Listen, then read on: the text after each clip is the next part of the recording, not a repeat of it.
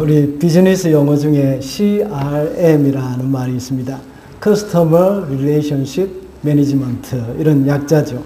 이 말은 각 고객의 한 사람 한 사람에게 많은 이 관심과 정보를 가지고 있는 겁니다. 그 고객의 상황에 맞게 이 서비스를 제공하기 위해서 그렇죠. 이것은 현대에 와서 생겨난 방법입니다. 과거에 생산자 중심의 경영이 있습니다.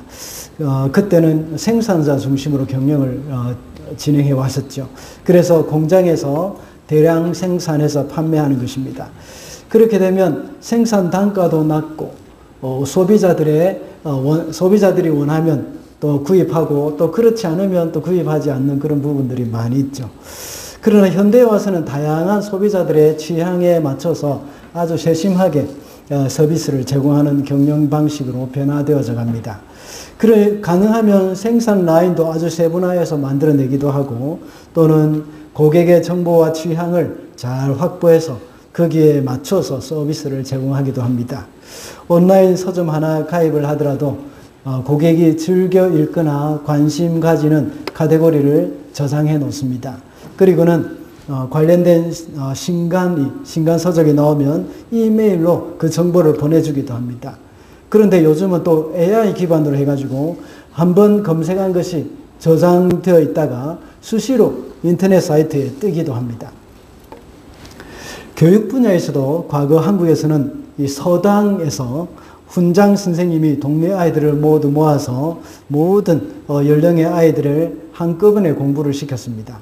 서양에서도 크게 다르지 않았을 것입니다. 그러다가 실존주의 철학자 존 듀이에 의해서 연령별 교육이 시작이 되었습니다. 그래서 그 연령에 맞춰서 수준을 정하고 인지 발달에 맞게 교육을 시키기 시작했습니다. 그래서 그것이 좀 효과를 거두기 시작했던 것 같습니다. 자, 그렇다면 주일학교 교육은 어떻게 해야 할까요? 물론 주일학교 교육도 역시 연령별로 하는 것이 아주 효과적이라는 생각을 해왔을 것입니다. 연령별로 수준에 맞춰서 교과 과정을 만들어서 말씀을 잘 교육시키는 것은 아주 중요한 일입니다. 그래서 요즘 대부분의 교회는 이 예배 시간에 어린아이들을 어른들과 분리해서 따로 예배를 드리고 있습니다. 본래 주일학교는 18세기에 영국의 로버트 레이크스라는 그런 분이 문맹 퇴치를 위해서, 그리고 복음 전도의 목적을 위해서 시작을 했습니다. 그 후에 미국에서 그것이 주일학교 꽃이 피었고, 한국에서도 역시 한국에도 전파가 되었습니다. 주일학교는 본래 불신자들의 자녀들을 교육하기 위해서 만들어진 주일에 있는 학교, 썬데이 스쿨이었습니다. 그런데 지금은 성도들의 자녀를 대상으로 하는 예배로 발전하게 되었습니다. 그러다가 우리나라에서는 1990년대 중반부터는 고등부까지 분리해서 예배를 드리게 되었습니다. 또한 큰 교회에서는 청년부도 역시 따로 예배를 드리는 일이 생겼습니다. 그래서 교회는 어른 예배, 또 청년 예배, 청소년 예배, 어린이 예배, 이렇게 아주 분리가 되어졌던 것이죠. 어쩌면 이것이 교회의 자랑이기도 할 것입니다. 그만큼 인력이 많고 연령에 맞게 잘 양육을 했다는 그런 자부심이 있을 수도 있습니다. 그러나 우리는 어린이들을 배제시키고 어른들과 소외시키는 이런 예배가 바람직한지 뒤돌아볼 필요가 있습니다. 왜냐하면 지금까지 이렇게 해온 한국 교회나 많은 서구 교회들은 다음 세대로 신앙 전수를 하는 일에 실패를 하고 있기 때문입니다. 지난 주일에 우리가 사사기를 보면서 신앙 전수에 실패한 사사시대 이스라엘 백성들을 보면서 교훈을 얻었습니다. 물론 그들의 실패는 연령별 교육을 했기 때문이 아님을 우리는 잘 알고 있습니다. 지난주에는 하나님의 경고의 말씀을 마음에 새기고 또 다른 세대에게 믿음으로 승리하는 삶을 보여주며 하나님의 말씀을 가르쳐야 한다고 이 말씀을 드렸습니다. 지난주에 살펴본 말씀을 기억하면서 우리도 역시 그런 전철을 밟지 않도록 힘을 써야 합니다. 지금 우리 한국교회와 키위교회나 서구교회의 현실을 잘 짚어봐야 합니다. 이렇게 분리해서 예배하는 가운데 점점 더 자라가는 아이들은 어른들과 함께 예배에 흡수되지 못하고 있습니다. 심지어 청년이 되어서도 기성세대의 예배에 들어오지 못하는 경향이 많습니다. 그 이유 중에 가장 큰 것이 아마 여러 가지 있겠지만 찬양일 것입니다. 지금까지 예배를 따로 드리다가 이 예배를 지금까지 따로 드리다가 보니까 기성세대는 자녀들이 부르는 찬양을 잘 모릅니다. 그리고 자녀들은 부모들이 부르는 찬양을 또 모릅니다. 그래서 주일 예배가 답답하고 가정에서도 역시 기도회를 하면서 함께 부를 찬양이 없어졌습니다. 이런 문제를 인식한 교회들은 세대별로 분리해서 예배하는 그러한 부분들에 대한 문제점을 인식하고 모든 세대가 함께 하는 그런 예배로 돌아가는 경향이 많아졌습니다. 우리 주사랑교회도 제가 부임하기 전부터 온 가족 예배라는 이름으로 모든 세대가 함께 예배를 하게 되었습니다. 이 다음 주일날 우리가 또 온 가족 예배를 드리기 전에 한번 이 부분에 대해서 한번 짚고 넘어가고자 제가 또 말씀을 전하게 됩니다. 저는 나름대로 잘 정착되었다는 생각을 했지만 많은 분들이 아직도 온 가족 예배의 필요성을 느끼지 못하고 있다는 것을 알게 되었습니다.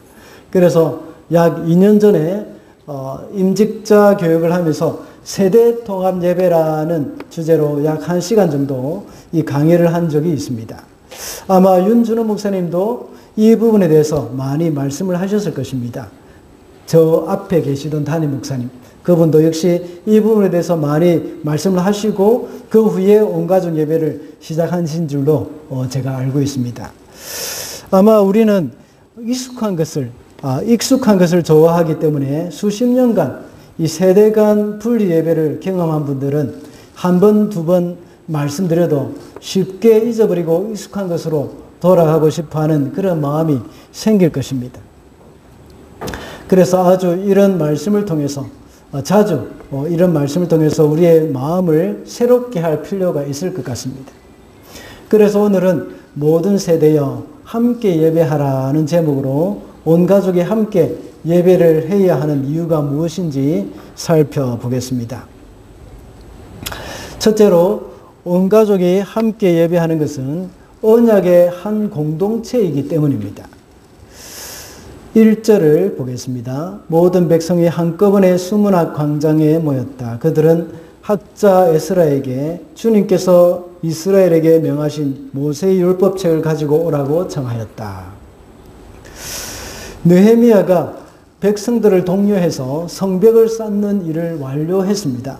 그리고 모든 백성들이 수문학 광장에 모여서 말씀 집회를 열었습니다.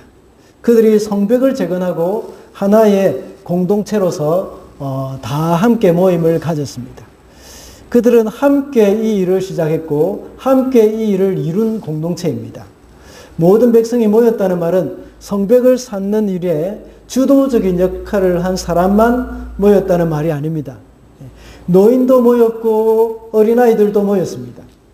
공동번역에서는 보면 2절 말씀을 남자와 여자, 아이들에 이르기까지 말귀를 알아들을 만한 사람들은 모두 모였다라고 번역을 하고 있습니다. 그리고 다른 번역본을 볼 때도 역시 어른들로부터 아이들에 이르기까지라고 번역을 해놓았습니다. 남성도 모였고 여성도 모였습니다. 그리고 몸이 약한 사람도 모였고 건강한 사람들도 모였습니다. 예루살렘에 거주하는 모든 백성들이 다 모였다는 것입니다. 그 이유는 노인이나 어린아이들을 비롯하여 모두가 다 하나님의 언약의 공동체에 속하였기 때문입니다. 교회도 역시 언약의 공동체입니다. 언약의 공동체라는 말은 하나님의 약속의 말씀에 의해서 이루어진 공동체라는 것입니다. 특정한 부류의 사람들만 모이는 것을 언약의 공동체라고 말하지 않습니다. 과거에 한국에 연예인 교회라는 것도 있었습니다. 그러나 그것은 성경적인 교회가 아닙니다. 또는 청년이나 노인들만 모이는 교회도 역시 성경적인 공동체는 아닙니다. 남녀노소 모두가 함께 모이는 공동체가 바로 언약의 공동체입니다. 하나님의 약속의 말씀에 의해서 이루어진 언약의 공동체. 주일에 그 언약의 공동체가 주일에 한 자리에 모여서 드리는 예배가 진정한 예배입니다. 유아 세례를 베푸는 이유는 믿는 자의 자녀가 언약의 공동체이기 때문입니다. 우리 자녀를 보고 하나님의 자녀라고 말을 하고 하나님의 백성이라고 말을 하는 것은 바로 성도의 자녀가 언약의 자녀이기 때문입니다. 너는 하나님의 말씀을 잘못 알아듣고 내 입으로 신앙 고백도 하지 않았기 때문에 하나님의 자녀가 아니야 라고 아무도 말을 하지 않습니다. 우리는 모든 성도의 자녀들은 언약의 백성이며 하나님의 자녀라는 말을 합니다. 그래서 유아 세례를 베푸는 것이죠. 우리 믿는 성도의 자녀인 언약의 자녀들도 역시 언약의 공동체 안에 들어와서 하나님께 예배를 해야 합니다. 하나님이 받으시는 예배는 이 특정한 부류의 사람들만 모이는 것이 아니라 모든 공동체가 함께 모여서 예배를 하는 것이 진정한 언약의 공동체의 예배라고 할 수 있습니다. 어린이들만 쏙 빼고 드리는 예배가 언약의 공동체 예배가 아닙니다.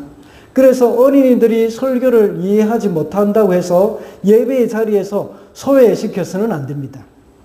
언약의 공동체 안에서는 어른뿐만 아니라 아이들도 역시 하나님의 백성이며 또 회중의 일원입니다. 예수께서는 어린이들을 내게 오는 것을 막지 말라고 말씀하셨습니다. 어린이들이 만나고 있는 하나님을 어른들이 만나고 있는 그 하나님을 어린아이들도 역시 그대로 만날 수 있게 해줘야 하는 겁니다. 서론에서 말씀을 드렸듯이 교육의 차원에서만 본다면 어린이들을 따로 분리해서 하는 것이 효과적일 수도 있습니다. 그러나 신앙생활은 인지 발달과는 상관이 없습니다. 신앙의 성숙은 인지 발달과 같은 방식으로 이루어지지 않는다는 것이죠. 다음 세대의 성숙은 부모를 비롯한 성숙한 성인 신자들과의 그런 공동체 안에서 모든 세대가 함께 교육과 활동이 이루어질 때에 잘 이루어집니다. 성숙한 신자, 성숙한 예배자와 함께 예배할 때에 예배가 무엇이고 예배 순서의 의미는 무엇이며 또 예배에 임하는 자세는 어떠해야 하는지를 우리 자녀들이 잘 배울 수 있는 것입니다. 그래서 우리 교회는 성찬식도 온 가족 예배 시간에 하는 것입니다. 자녀들이 비록 성찬에 참여하지 못하더라도 그것을 보고 배울 수 있도록 하기 위한 것입니다. 성찬의 그 엄숙함과 성찬에 임하는 부모들의 자세, 그리고 성찬을 진행하는 그 모습을 자녀들이 보고 배워야 하는 겁니다. 아프리카의 속담에 어린이 하나를 기르는데 온 마을이 필요하다는 말이 있습니다.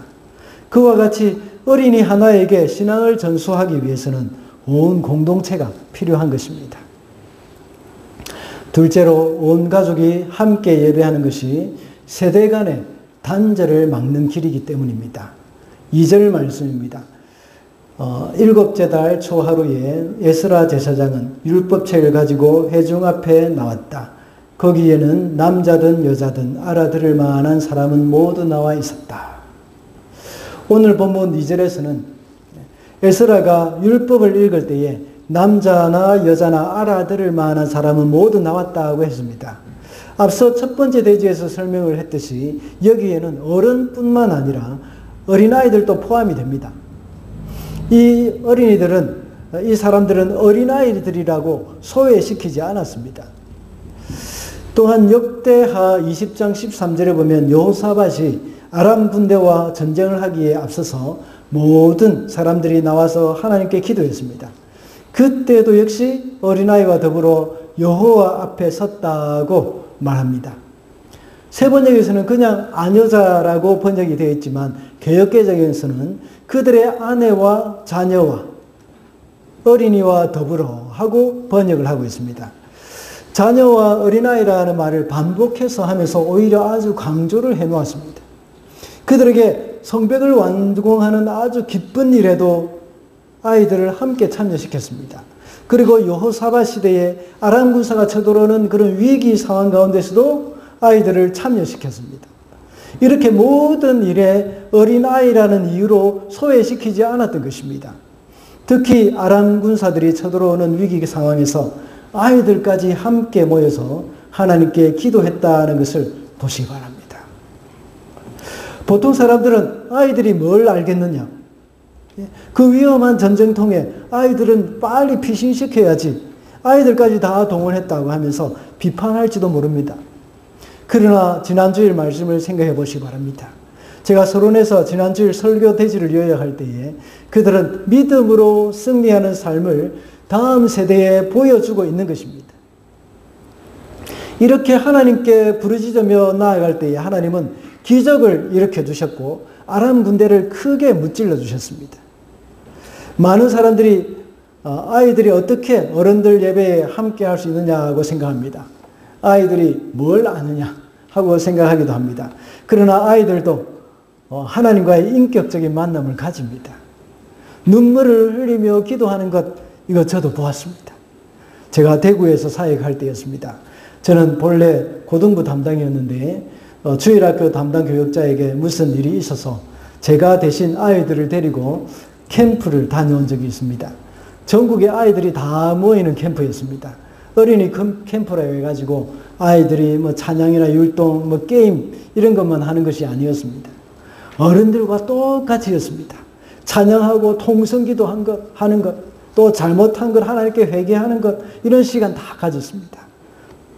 함께 갔던 사역자들은 다니면서 아이들을 안아주고 기도하면서 손을 잡고 또 기도해 주기도 했습니다. 그런데 어린이들이 얼마나 순수한지 어른들보다 더 은혜를 많이 받았습니다. 눈물을 펑펑 쏟으면서 내가 지금까지 잘못 살았습니다. 아이들이 그런 기도를 했습니다. 그러므로 아이들이 뭘 모르기 때문에 소외시키는 것 옳지 않다는 겁니다. 그래서 예수님은 어린아이들이 나에게 오는 것을 금하지 말라 하고 말씀하신 것입니다. 오늘날 자녀들은 가족들과 많이 분리되어 있습니다. 특히 부모들이 바빠서 집에 늦게 들어올 때가 많습니다. 그리고 부모님은 또 아침 일찍 일을 하러 가기도 합니다. 일주일 내내 가도 식사를 함께 할 수 있는 그런 시간이 많지 않습니다. 물론 그나마 뉴질랜드의 상황은 참 한국보다 좀 나은 것 같습니다. 그런데 현대교회는 예배 시간조차도 부모와 자녀를 분리시키고 있습니다. 예배에 오면 아이들을 주일학교에 맡겨놓고 부모만 따로 예배를 합니다. 특히 청소년 시기가 되면 청소년들은 이렇게 따로 떨어져서 예배하는 것을 아주 좋아하기도 합니다.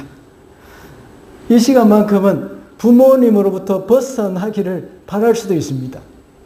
그래서 부모님하고 같이 앉을래, 앞자리에 앉을래 하니까 다 앞자리에 앉는다고 이야기합니다.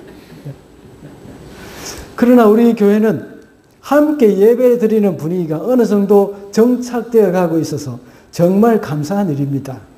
우리 어린 자녀들 앞에서 그들이 앞에 나와서 우리 축복송하고 또 주일학교 순서로 보낼 때에 우리 한 명 한 명 다 볼 수 있지 않습니까? 보면서 쟤는 누구예요? 하면서 이야기하기도 하고 어휴 쟤가 방학 동안 많이 자랐네 하고 말하기도 합니다. 대부분 다 자녀들을 알아보고 누구의 자녀인지 다 볼 수 있습니다. 그런데 이렇게라도 함께 예배 드리는 시간이 없으면 누구의 자녀인지 잘 모릅니다. 아마 밖에 나가서 만나면 모르고 지나갈 수도 있을 것입니다. 우리는 한 공간에서 예배를 드리고 있지만 새 가족들의 얼굴을 잘 모를 때도 있고 여전히 서먹서먹한 경우가 얼마나 많습니까? 그런데 하물며 따로 분리해서 예배를 할 경우에는 완전히 남남이 되어버립니다. 같은 공동체 안에서 세대 간의 분리가 일어나는 겁니다. 어린아이들이 나중에 다시 어른들과 함께 예배를 드린다면 얼마나 어색하겠습니까? 그리고 어른들이 부르는 찬양을 아이들이 모르고 아이들이 부르는 찬양을 어른들이 모른다면 가정에서도 역시 신앙 안에서 공통분모가 전혀 생기지 않게 됩니다. 그래서 세대 간의 단절이 일어납니다. 특히 이민사회에서는 더욱 심해질 수도 있습니다. 아이들은 영어만 하게 되고 부모들은 한국말만 하게 됩니다. 그렇게 되면 더욱더 의사소통이 잘 안 됩니다. 세대 간의 분열이, 단절이 일어나는 것은 불보듯 뻔한 것이죠. 물론 부모들 중에서는 또 아이들의 눈높이에 맞춰서 영어로 또 대화를 하는 분들도 있습니다. 그러나 대부분은 다 영어로 대화를 하지 않고 한국말로 대화를 하기도 할 것입니다. 또 대부분은 다 집에서 영어로 가정예배를 드리는 사람들은 없을 것입니다. 예배 가운데 세대 간의 분리가 일어나지 않기 위해서는 찬양으로 함께 할 수 있어야 합니다. 요즘은 찬양 인도자가 매주 초에 그 다음 주일에 부를 찬양곡을 미리 알려줍니다. 아마 구역장을 통해서 전달을 받고 있을 것입니다.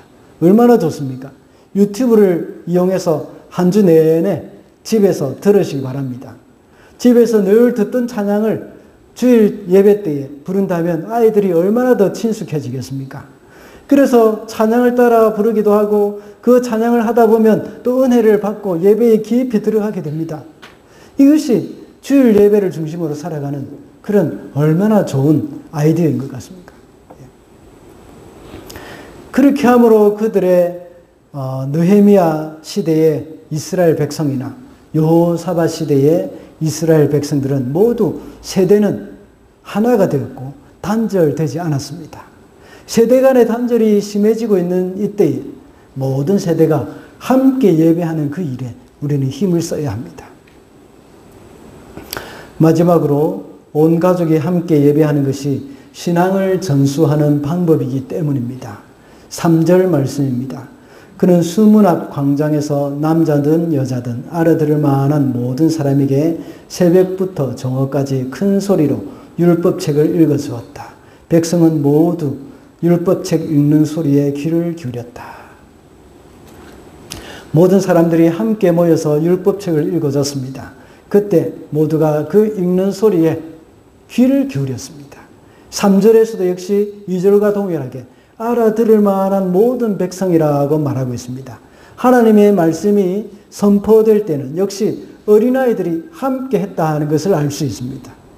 그들이 하나님의 말씀을 선포하고 그 뜻을 해석해주는 그 시간이 바로 아이들에게 신앙을 전수하는 자리가 되어졌던 것입니다. 그러므로 모든 세대가 함께 예배하는 그 자리가 바로 신앙 전수의 좋은 기회가 될 수가 있습니다. 예배를 분리하는 이유는 아이들이 긴 예배 시간을 참아낼 수 없기 때문이라고 생각하기가 쉽습니다. 물론 아이들의 집중은 그리 길지 않습니다.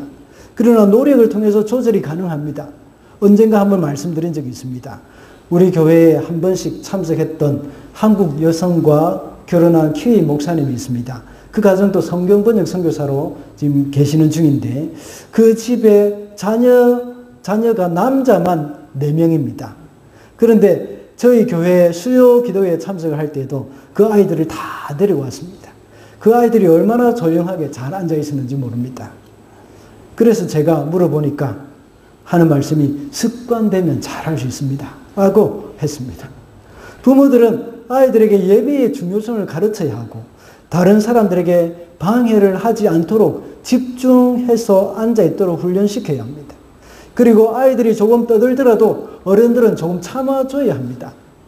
만약 아이들만의 예배를 만들어버리면 당장 조용한 예배의 분위기를 만들 수는 있지만 부모가 자녀들에게 예배를 훈련시킬 수 있는 기회를 빼앗아버리는 겁니다. 아이들끼리 예배를 한다고 따로 모아둘 때는 오히려 그들만의 예배를 통해서 나쁜 쪽으로 강화되고 결국 공예배와 더욱더 멀어지게 되는 겁니다. 한국의 중고등학생들만 따로 드리는 예배를 한번 가보시면 잘 아실 것입니다. 아무리 재미있게 설교하는 청소년 담당 설교자가 말씀을 전한다고 하더라도 아이들이 예배를 잘 드리겠습니까? 처음에는 호기심으로 잘 들을 수도 있습니다. 그러나 시간이 갈수록 3분의 1은 완전히 엎어져 잡니다. 그리고 절반은 앉아서 딴 생각을 하거나 친구들과 장난치거나 휴대폰을 봅니다. 겨우 몇 명만 제대로 예배를 드리는 겁니다. 이런 분위기 가운데서 아이들이 과연 예배의 중요함을 알 수 있을까요? 오히려 나쁜 쪽으로 강화된다는 것을 그런 것이 사실임을 우리가 증명할 뿐입니다.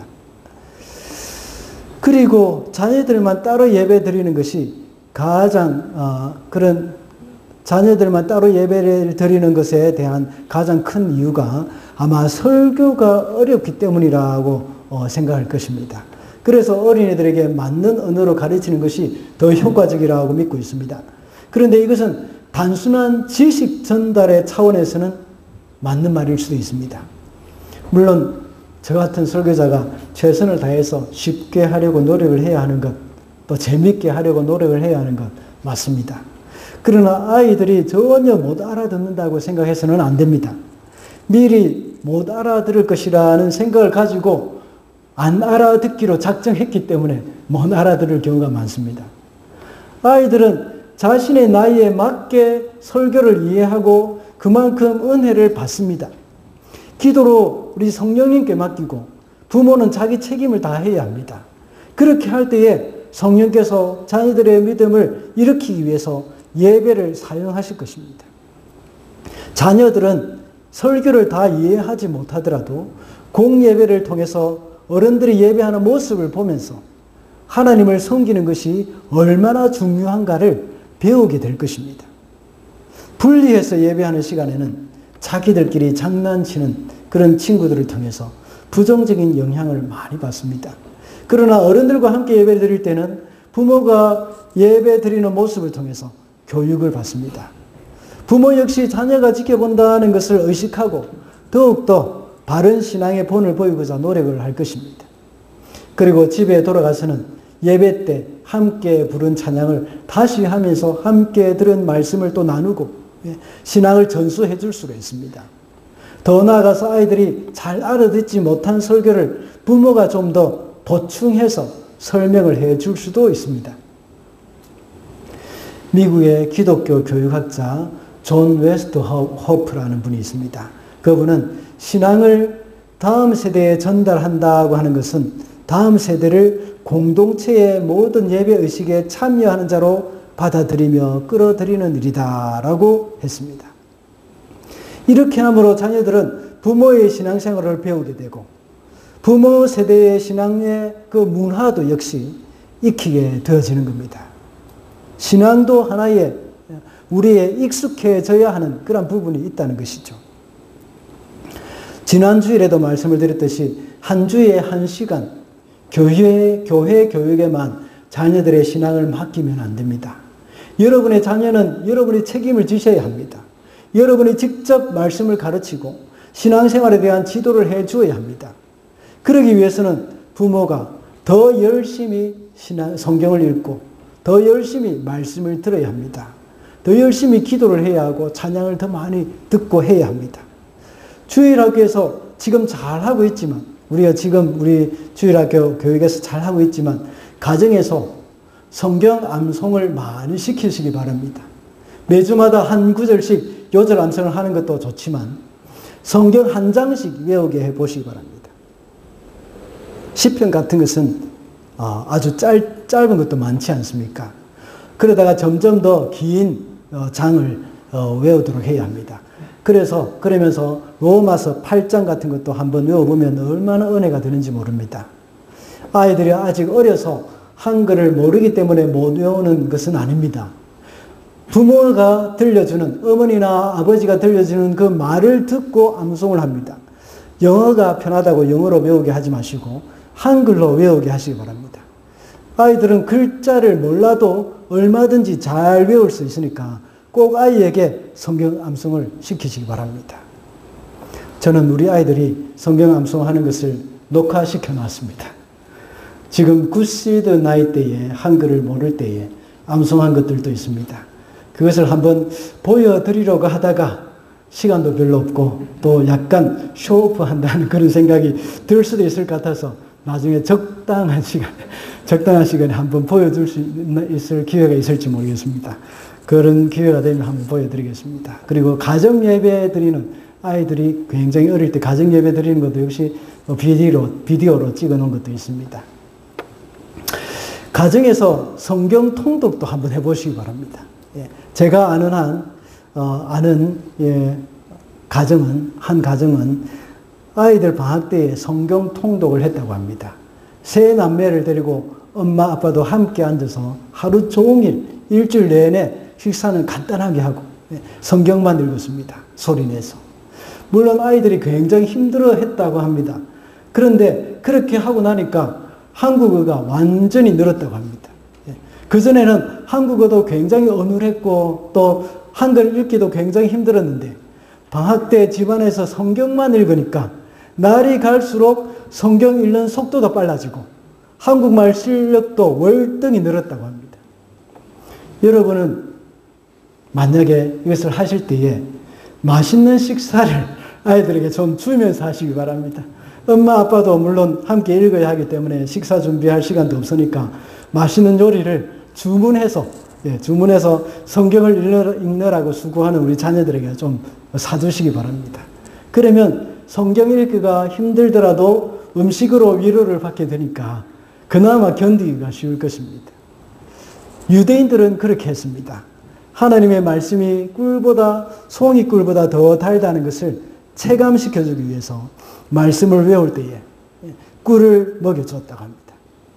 우리 어린아이들에게도, 우리 여러분의 자녀들에게도, 중고등부 학생들에게도 이런 영적인 유익뿐만 아니라 육적인 즐거움도 누릴 수 있도록 하면서 같이 이렇게 할 때에 더욱더 효과가 좋을 것입니다. 여러분, 매년 휴가를 가지 않습니까? 한 번쯤은 휴가를 가족 성경 통독으로 계획 세워보시기 바랍니다. 그러면 비싼 휴가비도 절약하게 되고 또 그 돈으로 아이들에게 맛있는 요리도 사줄 수가 있습니다. 더 나아가서 가장 좋은 것은 하나님의 말씀을 통독할 수가 있습니다. 우리 교회 어떤 집사님 가정에도 지난 코로나 락다운 때에 성경 읽기를 통해서 아주 좋은 시간을 가졌습니다. 한국말 실력을 키우기 위해서가 아니라 말씀을 사모하는 마음으로 신앙을 전수해 주고자 하는 그 열정으로 그렇게 하시면 좋겠습니다. 그렇게 하다 보면 한국말 실력은 덤으로 늘게 되어 있습니다. 가정에서 신앙교육을 할 시간이 없다면 그 시간을 확보하기 위해서 모든 수단을 다 사용해야 합니다. 이것보다 더 중요한 것은 없습니다. 더 많은 우리 이민사회를 보면 많은 분들이 이민 온 이유가 자녀 교육 때문일 경우가 많습니다. 그러나 그것보다 더 중요한 것은 자녀의 신앙교육입니다. 여러분들 중에서 정말 생계가 너무 힘들어서 정신없이 일을 하시는 분들도 아마 계실 것입니다. 그런 분 외에 많은 사람들은 세상 공부를 잘 시키기 위해서 더 많은 일을 하시는 분들도 있습니다. 그런데 만약 그렇게 하기 위해서 여러분이 일을 더 많이 해서 수입을 증가시켜야 하고 그것으로 인해서 가정에서 신앙교육을 할 시간이 없다면 그것조차도 내려놔야 합니다. 차라리 그 시간에 여러분이 가정에서 자녀들에게 신앙교육을 시키는 것, 그것이 더 낫습니다. 신앙교육은 가정에서 부모가 시켜야 합니다. 그러기 위해서는 부모가 먼저 신앙의 본이 되어야 하고 자녀들과 함께 예배에 참여하는 일을 소중하게 여겨야 합니다. 그것이 바로 자녀들에게 신앙을 잘 전수해 줄 수 있는 길이 될 것입니다. 말씀을 맺겠습니다. 오늘은 모든 세대여 함께 예배하라는 제목으로 말씀을 살펴보았습니다. 아마 지금까지 익숙한 것이 있었기 때문에 오늘 말씀으로도 온 가족 예배를 하는 이유가 잘 설명이 안 된다는 느낌이 있을 것입니다. 그래서 나중에 또다시 기회가 되면 반복해서 말씀을 드리도록 하겠습니다. 오늘 우리가 기억해야 할 것은 언약의 공동체이기 때문에 온 가족이 함께 예배를 해야 한다고 했습니다. 그리고 세대 간의 단절을 막는 길이며 신앙을 전수하는 방법이기 때문에 온 가족이 함께 예배를 드려야 한다고 했습니다. 온 가족이 예배를 드린다는 것은 그만큼 부모가 신앙적으로 노력을 많이 해야 합니다. 가정에서 수시로 자녀들에게 말씀을 가르쳐야 하고 가정예배라고 흔히 말하지만 가정기도회라고 말하는 것이 더 정확합니다. 그 일에 힘을 써야 합니다. 또한 가정에서 늘 주일에 부르는 찬양을 자녀들과 함께 불러야 합니다. 온가족 예배는 가정에서 신앙교육을 더욱더 철저히 할 수 있도록 해주는 역할을 합니다. 그리고 가정에서 신앙교육이 철저하게 이루어질 때에 온가족 예배는 더욱더 의미가 있게 될 것입니다. 그래서 우리 자녀들을 우리보다 더 좋은 믿음의 사람으로 세워갈 수 있는 저와 여러분이 되시기를 바랍니다.